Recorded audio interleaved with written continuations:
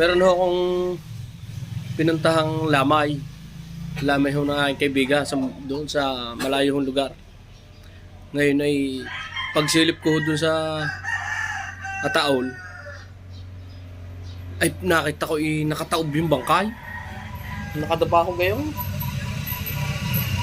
Sabi ko doon sa asawa, bakit ga ang iyong asawang ari garna yung pagkakaburol? Ba't nakataob?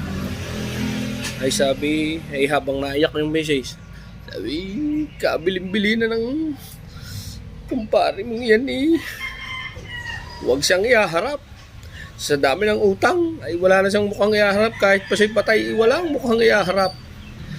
Ay sabi ko naman, yan naman patay na. At saka yung mga utang na hindi na naman masingil yun at hindi na rin mamaalman at patay na siya. Ay baka naman magagawa natin parang atin ang itihaya at nang gumanda-ganda naman ang burol lang iyong asawa. Ngayon hindi, kabilin-bilinan talaga niya ang aking asawa. Di pinakausapan ko ng pinakausapan na itihaya na. Ngayon, di napapayag ko yung message. Di ako nagpatulong doon sa mga kasamang naroon, mga kapatid ng kanyang asawang yun.